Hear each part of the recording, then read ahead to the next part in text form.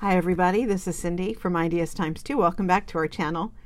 Today I have a tutorial for you, or at least the start of one.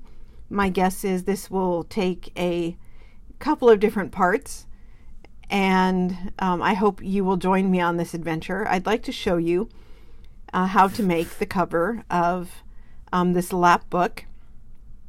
And I'm sure many of you have been inspired by the fantastic work of Nick the Booksmith and Wendy's Journaling Adventure and Artie Mae's and the beautiful journals that they've made, or maybe have seen Bohemian Crafting.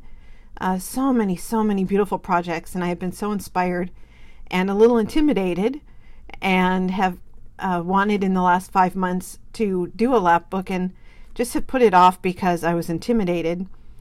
And last week I decided I needed to make a gift for someone and couldn't decide, should I do a journal or a folio, or what should I do? And finally decided I wanted to do a lap book. And so I'm not done, as you will see. The cover is not finished, and there's no closure, and the inside's not done.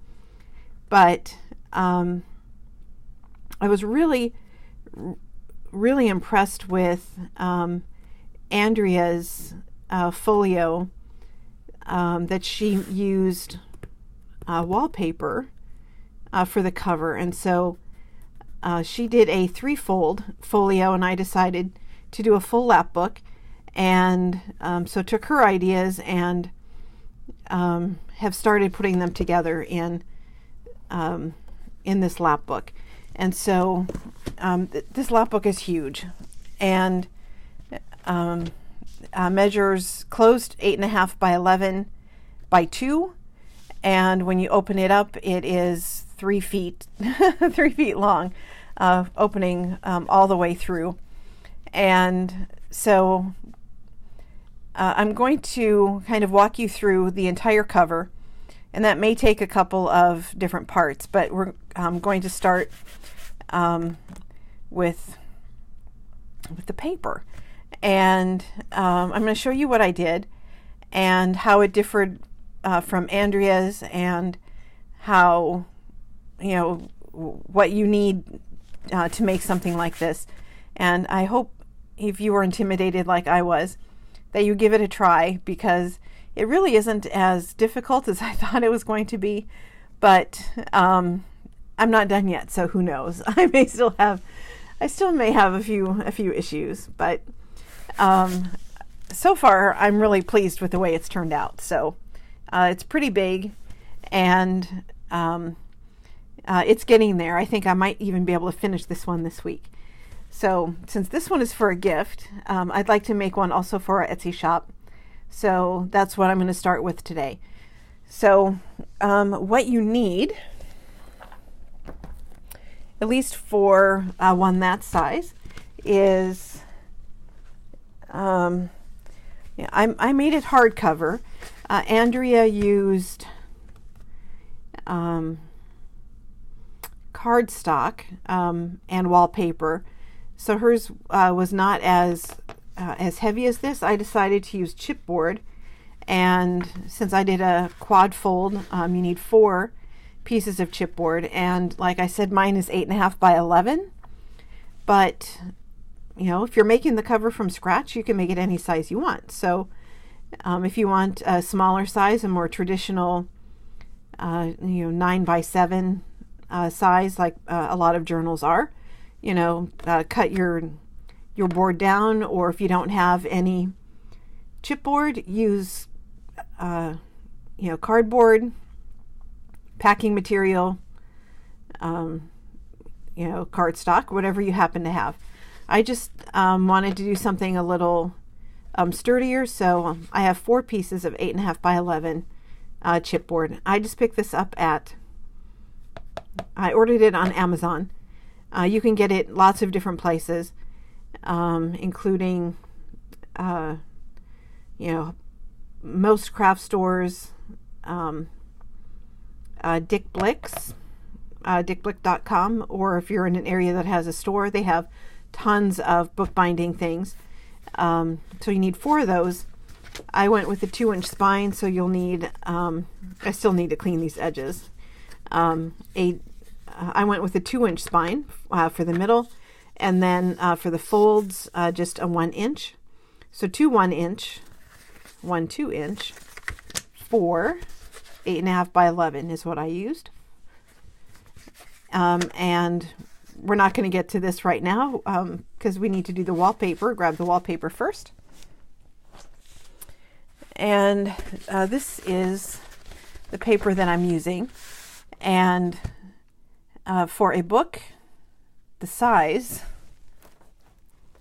of this one, you need a fair amount of wrapping paper or paper in general. If you don't have wrapping paper, you can use fabric. We are so lucky that this craft is something that is flexible, so that whatever your personal tastes are, whatever supplies you have, use what you've got. Use what you've got. Let's see. So for a book this size, the wrapping paper that I used was 42 inches long, which is huge, right? By 15 inches tall. And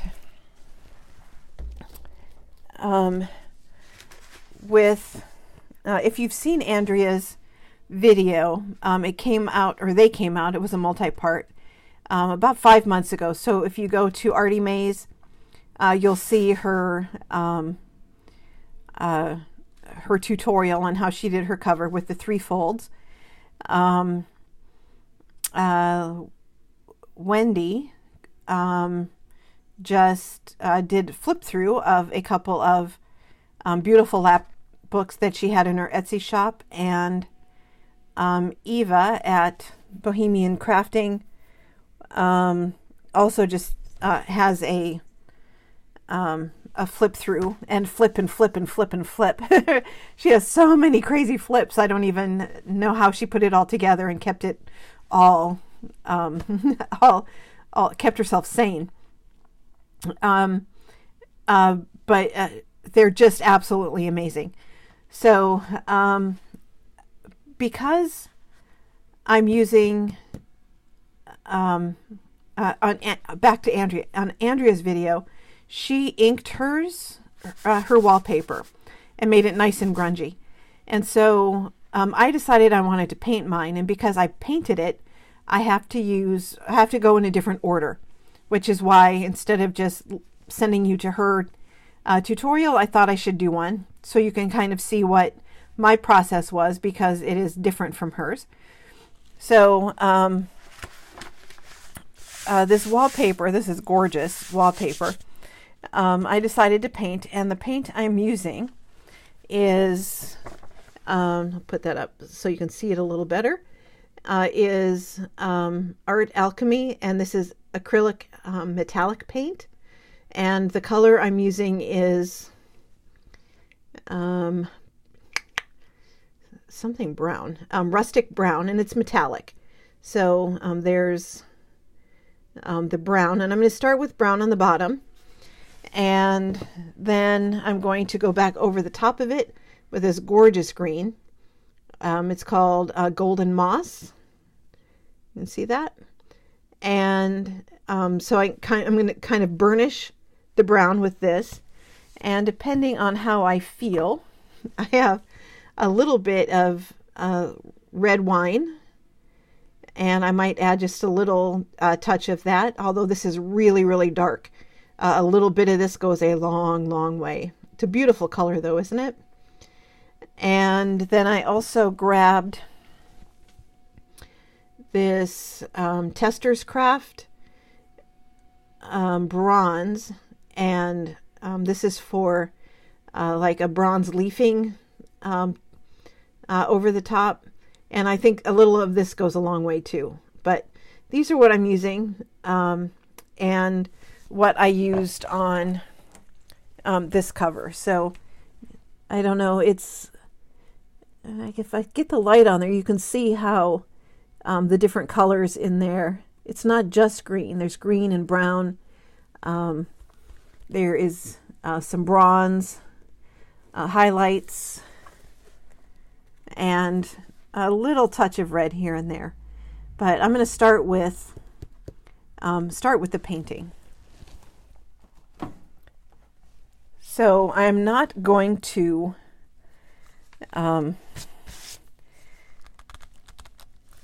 paint all 44 inches of this paper on camera, but there we go. I thought I would at least show you what the paint is like. Let me see. This jar is almost empty, so I have another one on standby. But you can see it's nice and creamy. It's not runny or drippy, and it goes on really well. And since this is textured paper, you kind of have to make sure to get in all the nooks and crannies. So I'm going to use actually a bigger, obviously, I'm going to use a bigger brush.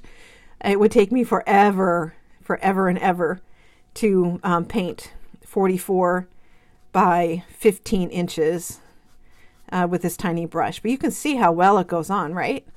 It's fantastic paint. I got this at Amazon. I would rather spend my time after work crafting than going to the store to buy crafting materials. So if you will excuse me, I am going to finish painting this, and I'll be back when it's painted and dry. All right, I am back and have given this plenty of time to dry, and you can see that I used both the metallic brown and green, but I decided not to add any touches of red, and I think when everything is done, I might go back and burnish a few spots with either gold or the bronze metallic. But you can see it paints really well.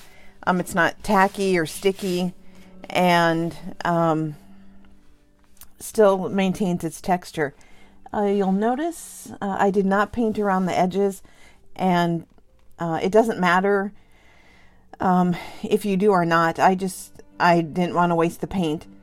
That is going to be folded inside and covered with end paper, so I didn't bother with that. But if you want to paint all the way to the edges, go ahead, not a problem. So you can see it's pretty big, right? 42 inches. And I did not mention yesterday that how I did the math. And so if you are doing a four-fold, you need to multiply or add or whatever, however you decide to do your math, four widths. And so mine, 8.5 times 4 plus my 2-inch spine plus my two 1-inch spines plus enough room in the middle for the folds. And so that's how I came up with 42 inches. And then for the height, my board is 11 inches tall, so I added 2 inches on each side for my folds, and on the same thing with my width. Once I did my math, I left 2 inches on, so this came to 38 inches, and then I left 2 inches on each side for my folds. So that's how I did the math. And if you are choosing to do a smaller journal, then just do your math accordingly. And it is better to err on the side of too big than not big enough, because as junk journalers, we'll find a use for any scraps that we have left over. So that's not too big of a deal. I got my wallpaper. I can't remember if I said this yesterday. I picked it up at Walmart, or no, Amazon. I ordered it on Amazon. But I did a lot of online searches, and you can get this paintable textured wallpaper just about anywhere, and anywhere from between $50, $35. There's a huge range of papers. But you can get a lot of projects out of one roll. So find somebody to share it with. Put your leftovers in Happy Mail that you're sending out, or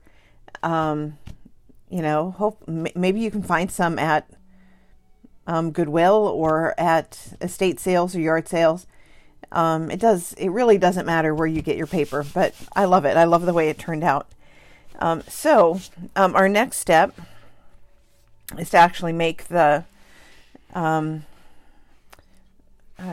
cover, and I'm going to flip this around to the underside.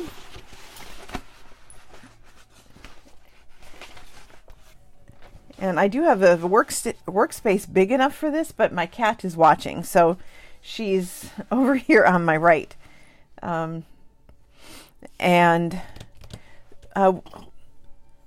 If you watched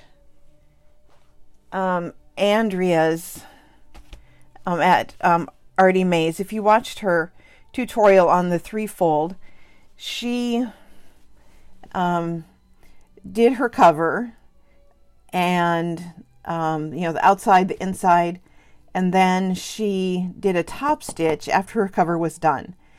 And but she did not use the chipboard. She used cardstock, and so she was able to do a top stitch after it was all done.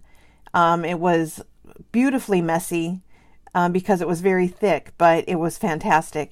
And I have a really good sewing machine, and it was kind of expensive. I used my income tax refund 1 year and bought kind of my dream sewing machine, and I'm not going to use it to even try to go through the chipboard. So this is a decision point. And we all know that when we're doing crafts and making art, we can model after other people, we can watch their tutorials, but when it comes down to it, we all do things our own way. So what I'm going to do is I want to do a top stitch. I like the look of the top stitch, but I don't want to do it after my cover is made because I don't want to break my sewing machine. So what I'm going to do is on the back of my paper, I'm going to trace my boards, and then I'm going to do my top stitch before I make the cover, using the tracing as my guide. So if you are not going to use chipboard and you want to sew after your cover is together, that's perfectly fine. But that choice is up to you. Here's my cat. This is Lizzie. She winds up being in pretty much every one of my videos at some point or another. And that's because I have a window to my right and a window to my left, and she likes to go back and forth between the windows. So when you are leaving space between the covers and the spines, you'll want to leave enough room to fold. And I usually use I use a spacer, just like you were doing your floor tiles. And I usually just do double width of chipboard, which I thought I had another piece just for this purpose. I don't know where I put it. And I want to make sure that you give yourself enough room for fold. Whoops! Whoa! Oh, Nelly! For opening and closing. You don't want things to get bound up. So, yeah, wow, look at that. Messy, messy. And I'm going to do the next one. Same thing. I just saw that I didn't go all the way down on this one. There we go. I'm going to do two widths.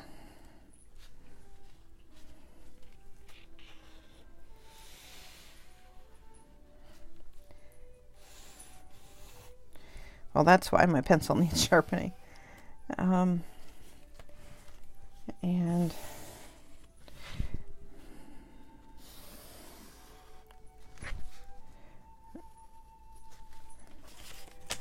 then just keep going down. If you are doing a tri-fold or just a double fold, then obviously your technique is going to be the same. It's just going to be, what I have already done is my front and the left inside and the 1-inch spine. Now this will be the center spine, which is 2 inches. And you can see I'm a little crooked on there, so we'll make sure that everything is lined up as neatly as possible. And I'm not too worried. Your perspective is obviously different than mine, and I think I'm going crookedly down my paper here, since I can't. I don't want to get in the camera, so I can't stand up to really see what I'm doing. But it's not a big deal because I have left more than enough room to make sure that if I'm kind of going at a slant, which I think I am, that it's not too big of a deal because I have left more than enough paper. I'm definitely an err on the side of caution kind of person. Pretty much in everything I do, not just crafts.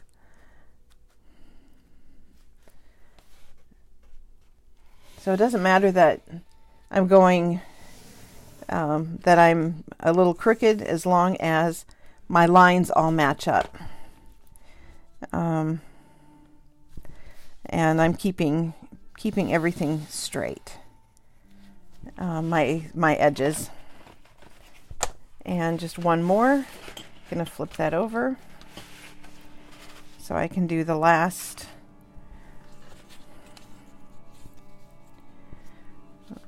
page, which is the back cover or the inside fold, depending on. And just give this a quick.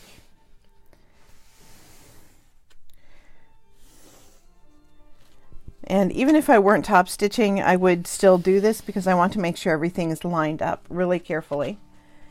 And so there you have it.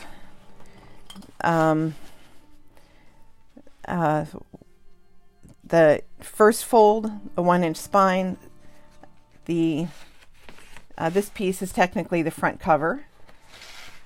When it's all folded up. Here's my 2-inch spine. This is the back cover when it's all folded up. And then the last one is the inside fold. So what I'm going to do now is top stitch, and I really like the look of top stitching because I think it gives everything a nice clean finished look. And so you can see on here it has a top stitch all the way around, and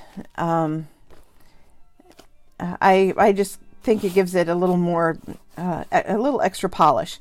So I am going to only stitch around the outside. I'm not going to do around any of the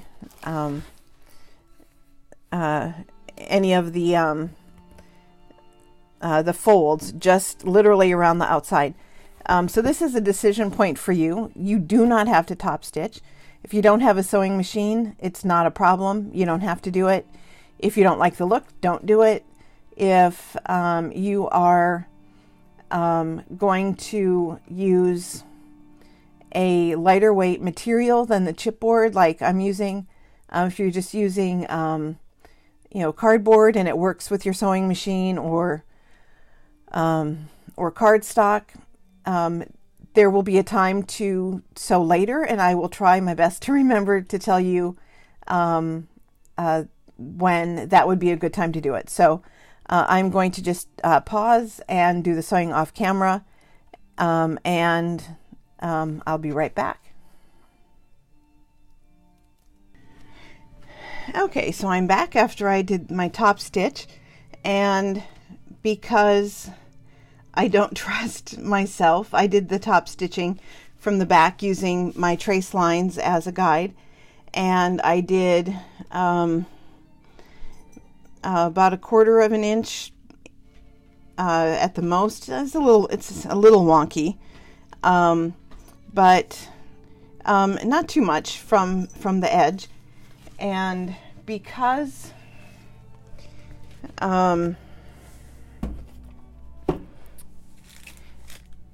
it's okay, come on. Because I did it from the back, you can see a little bit of white on the stitching. And what I'm going to do is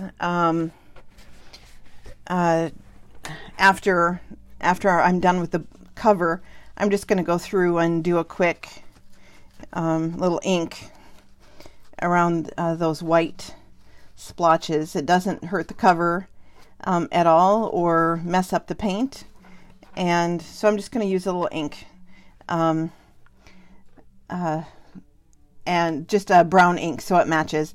And this stuff is good for hiding a lot of mistakes. And so even though this technically isn't a mistake, and I knew it was going to do this, this is a really good solution for cleaning up the outside.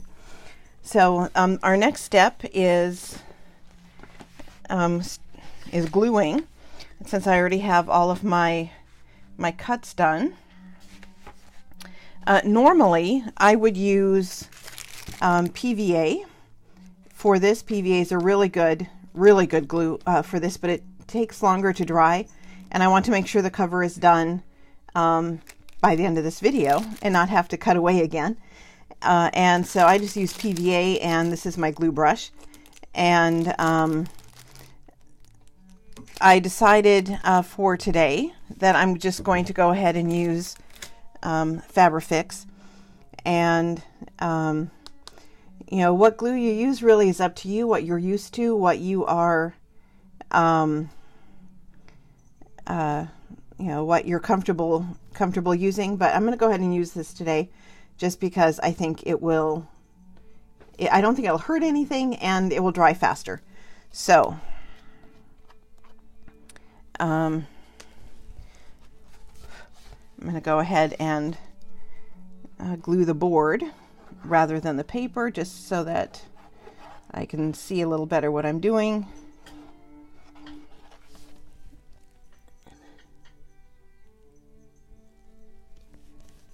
And make sure you get all the edges really well so that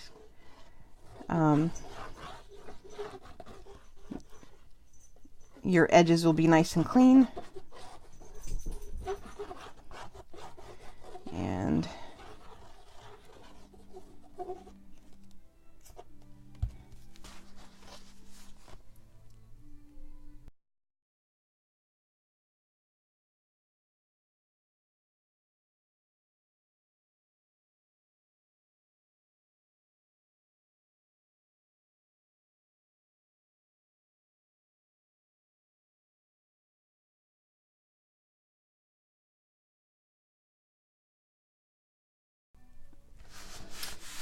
All right, so that is all glued. And I bet all of you noticed that I made a mistake, and I didn't catch it, of course, until I went to glue everything on. But I forgot to leave a space for my second 1-inch spine, which I thought I did, but obviously I didn't, because my measurement of the paper was right, but not of what I traced. So I bet all of you noticed that and were yelling at me. And it's not too big of a deal. The only thing it actually affects is the top stitching, and so the top stitching is off here, but I will turn that into a happy accident of some kind as I start to fill things up and put everything together. So here is the inside, which when all is said and done measures from one edge of the chipboard to the other 36 inches. So it is a big book. What you're going to want to do next is miter your corners, and I generally don't get out the ruler, but what you're going to want to do is make sure that you don't get too close to the corner. You want to leave, just a little bit of space down here in your corner, so that the tips of the chipboard or your cardstock or whatever you're using don't show. So I had a pencil a little while ago, but Lizzie stole it. I heard it hit the floor, but I don't see where it landed. So go on. Are you going through? Go on. There you go. Doesn't matter if you use a pen. I prefer pencil. But just draw a line, and cut it just a little bit. You'll want to do this for all 4 of your corners, and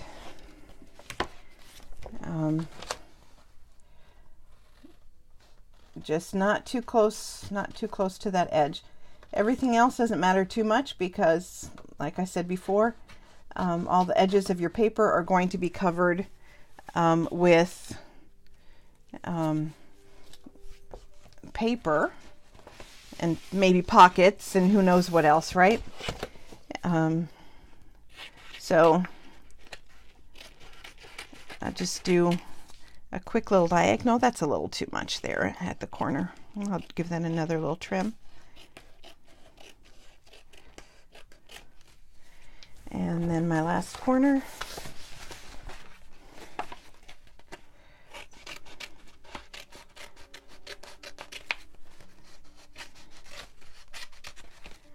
And yeah, that's a little too much.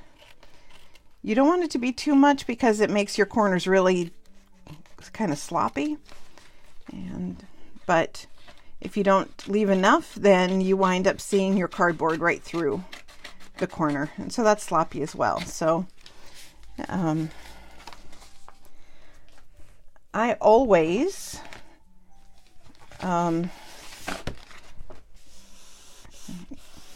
glue's not quite dry.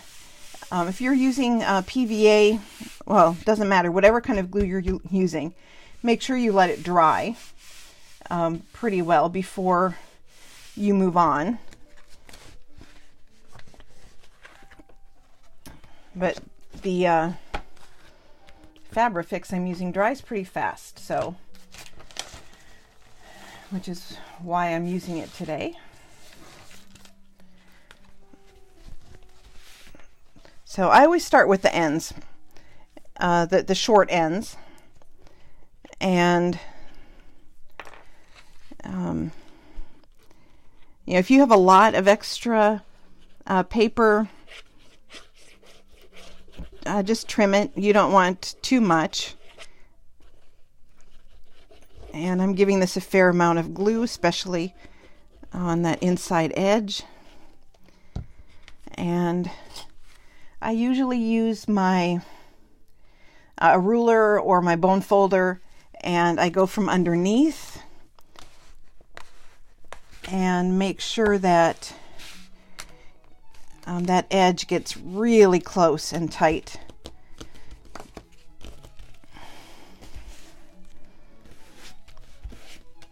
And fiddle with it as much as you have to. You want to make sure that those edges are crisp. And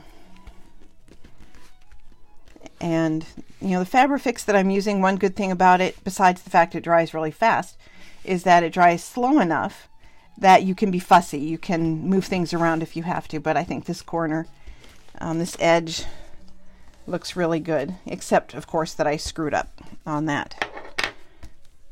Of course I did, because I'm doing this on a tutorial and didn't want to have to, and once you sew, you can't start over.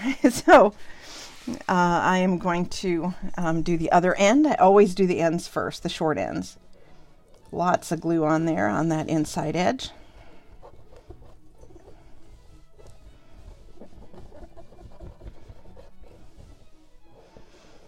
Especially the outside edge, you can always add a little more if you need to. And got my bone folder, slip it under there, and make sure I get that nice and tight.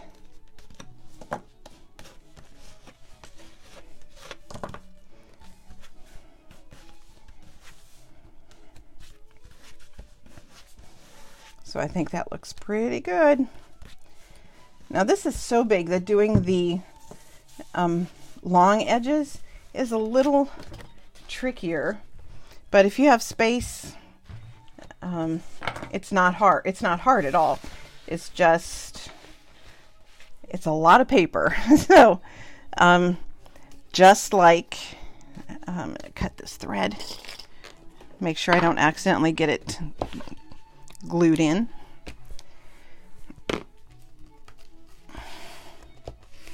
Make sure that is nice and snug. And make sure I'm in frame. This is so big, I know I keep going out of frame because there's just, only so much room for a book this big. But because it's a lap book, I wanted it sizable. And I'm going to have to work pretty quickly here because I don't want the glue on one end to dry by the time I get to the other end. So I would not recommend using something like a hot glue gun for this, or art glitter. Glue dries really fast. I'd be really careful to make sure that you are using a glue like PVA or Fabrifix or Fabri-Tac, something that dries quickly but not too quickly. So I know I'm off camera now because this paper is 44 inches long. 42 inches long.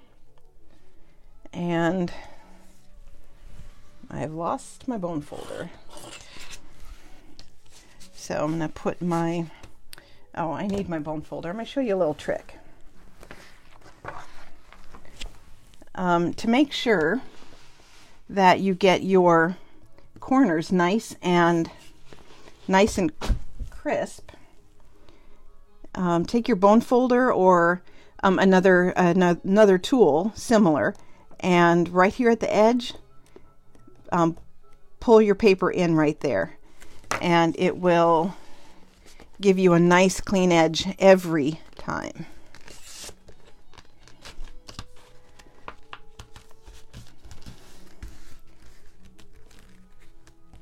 Yeah, those corners will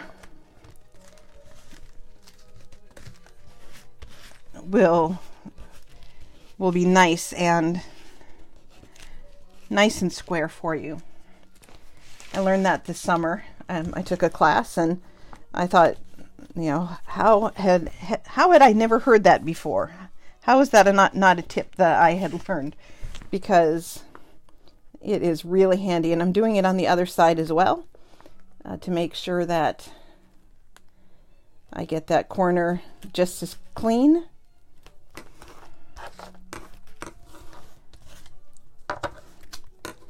And now I'm going to start to fuss a little bit. So you'll want to make sure and at your spines that you go in and using your bone folder or the edge of a ruler, that you get those in there nice and tight.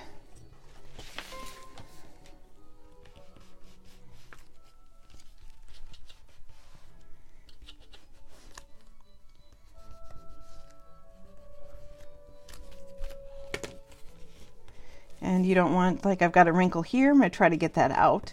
It'll be covered, of course, and I'm sure it'll be covered with multiple things and no one will ever see it. But I hate to start my foundation off crooked.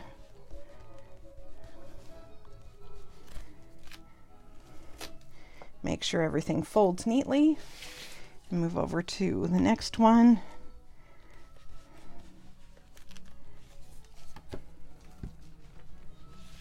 And the last one. The glue's probably already dry down here.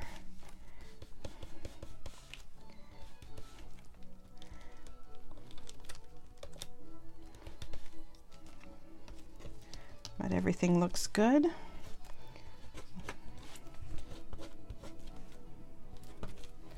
Unfortunately, you don't have a lot of time to be too fussy, but you do have enough time to make sure that everything is neat. So I'm going to flip it over and do the other side.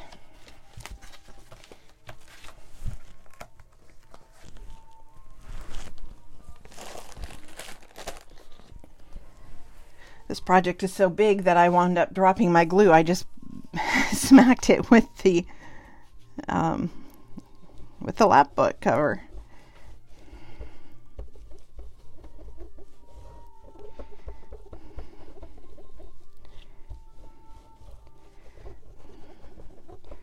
So you probably really don't need to see me doing this side, but it'd be nice to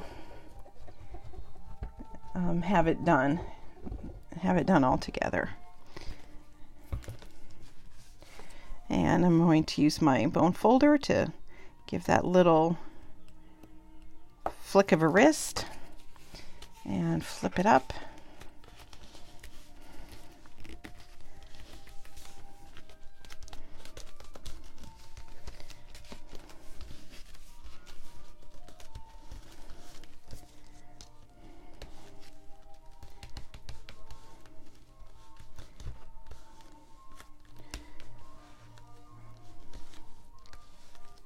And I didn't put glue on the whole thing this time, which I may regret, but doing things on a tutorial is always, I think, twice as hard as just doing it. But I thought, and I know there's literally nothing new about what I'm showing you today at all, but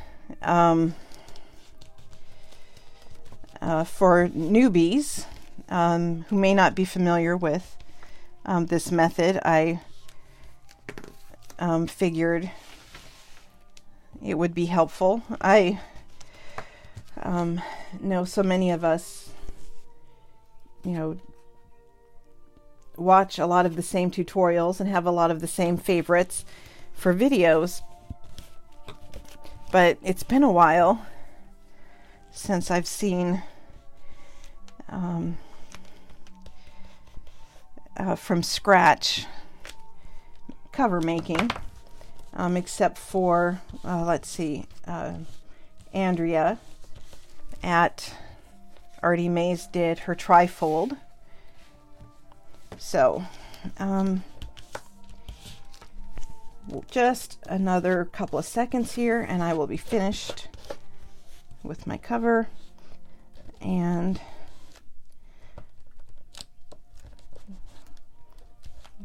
I want to make sure everything is nice and tight.